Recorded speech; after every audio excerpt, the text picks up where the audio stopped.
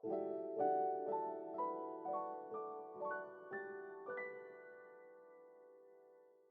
date 3rd of March, Chinese agricultural calendar in the second year of the Republic, 1913, kuei-ch'ou year, was exactly the 26th kuei-ch'ou year of the sexagenary cycle, or 1,560 years, after the legendary literary gathering organized by Wang Hsi-chih, 303 to 361, to enact the custom of Hsiu-hsi in Lan-t'ing, which took place on the 3rd of March kuei-ch'ou year in the 9th year of the Yonghe reign of Eastern Jing dynasty, 353.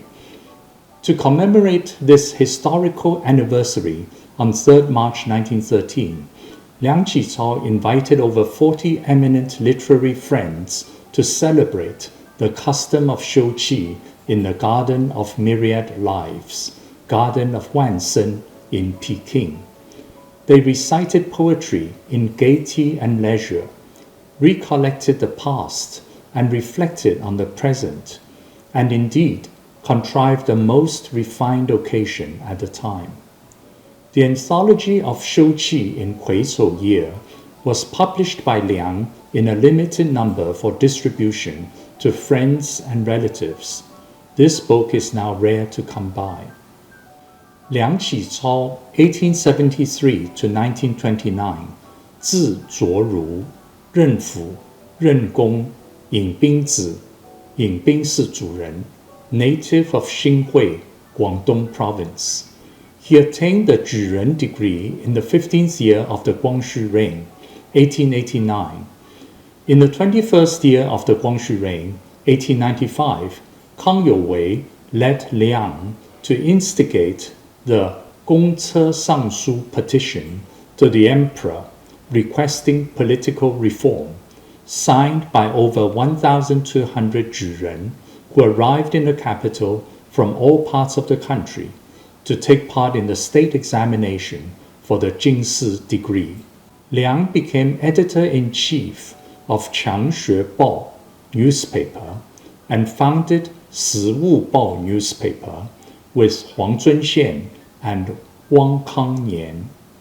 In the 23rd year of the Guangxu reign, 1897, he was appointed head of Chinese department at Siwu Xuetang in Changsha, Hunan Province.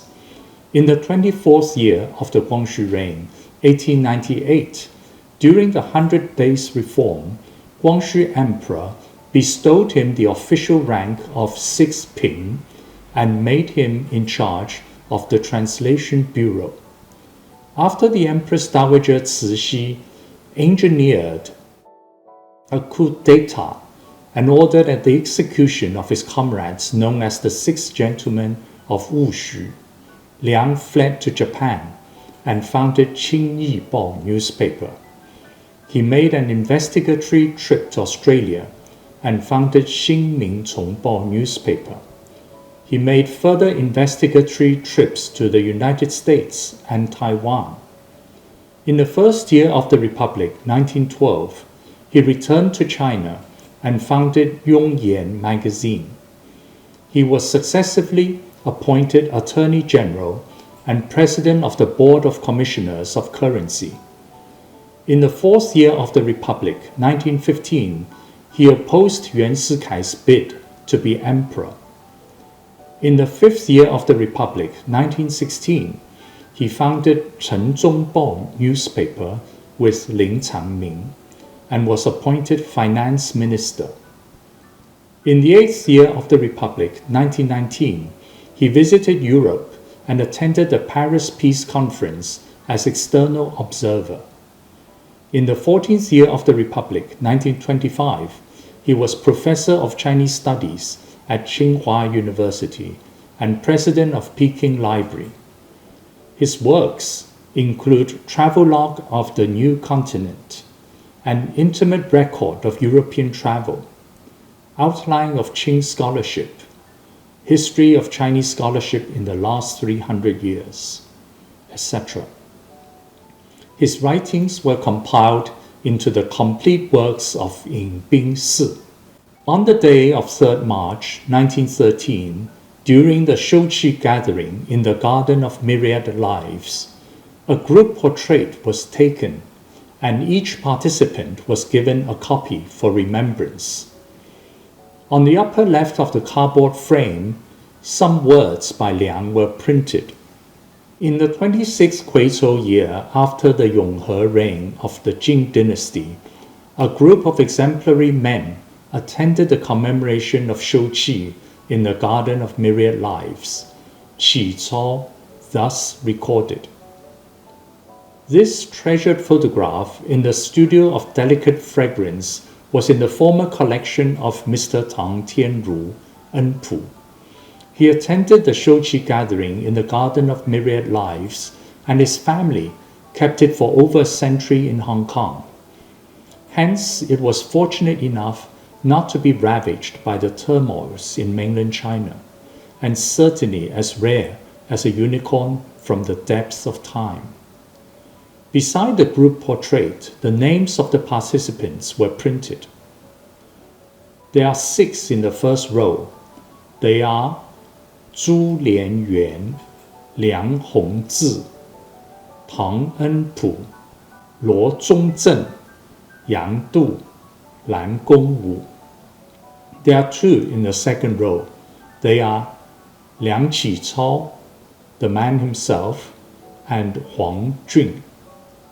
There are 24 in the third row. They are Yao Zifang, Yuan Liyi, Xu Renjing, Guo Zeyun, Lin Zijun, Tan Tianci, Xia Zhenyou, Wang Shitong, Gu Yingyu, Li Chengduo, Huang Xiaojue, Yi Shun-ting, Yuan Siliang, Yuan Lizun, Chen Shilian, Jiang Yun, Tang Caizhi, Yao Hua, Guan Genling, Jiang Gao, Zheng Yuan, Yang Zhenluo, Gu Yuan, Chen Qingyou.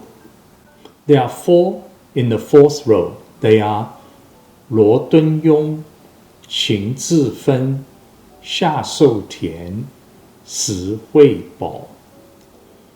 36 literary friends were in the group portrait of the Hsiu-hsi gathering in the Garden of Myriad Lives.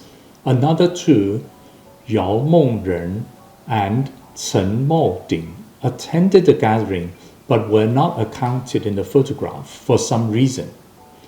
Nian Fu, Chen Baochen, Chen Yan, Zhou Hongye were invited but could not attend, but they all submitted response poems later on. In the Hsiu-hsi gathering at Lan-t'ing in the Jing dynasty, there were 42 attendants. Liang Ch'i-chao, in admiration of the Lan-t'ing legacy, possibly likewise invited 41 friends, making up a total of 42 attendants. In the Studio of Delicate Fragrance, there's an incomplete lyric manuscript by Yi Shun-ting titled A Lyric to Commemorate Hsiu-hsi on 3rd March kuei-ch'ou year in the Garden of Myriad Lives. He composed this poem after the commemoration, and it was compiled into his poetry anthology Qing Zilou Si Ji. A few selected lines read, Master Liang, why call on me to be here? Words in millions are in your books, more than that of Xi-hssi. 16 years of exile in another land, near akin to Jing Chong-er. Learning of yours so aplenty, 13 classics can be swayed, 24 histories can be prized. This talent is way above and beyond, a span of 5,000 years, a crisscross of 90,000 miles. Liang Ch'i-chao was already renowned across the whole country by the 21st year of the Guangxu reign, 1895.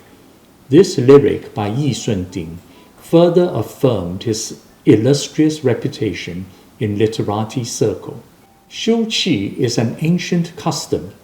Every March, according to the Chinese agricultural calendar, It is advisable to bathe by the bank to cleanse ominous omens. Wang Hsi-chih wrote in the Lan-t'ing Preface, "In the beginning of late spring, we gathered at Lan-t'ing in Shan-yin, Hui-chi, to perform the custom of Hsiu-hsi. We can apprehend that the custom of Hsiu-hsi has been handed down from immemorial." The Garden of Myriad Lives in Peking was known as the Garden of Sanbeizhi in early Qing. It was rebuilt in Ding Wei year of the Guangxu reign, 1907, to become the first zoo in China, also named the Garden of Myriad Animals. In the 17th year of the Republic, 1928, this name was changed to Agricultural Experiment Place of the Agriculture, Industry and Commerce Department. In the book Qing Bai Nei Cao Bai Xu Zhong Ke, published in the 6th year of the Republic, 1917, there is a detailed description of the Garden of Myriad Lives. On both sides of the road are willows and elms. In the far distance are scenic hills. Dresses flutter like shadows. Horsewhips for carriages appear like thin threads, as if in the vista of a painting. Low walls were built around the boundaries of the four sides of the garden. The perimeter runs into scores of miles. There are scores of acres of flower beds and scores of acres of paddy fields. Pavilions, terraces, towers and airy halls, rivulets, streams, woods and rock formations. They also occupy innumerable acres.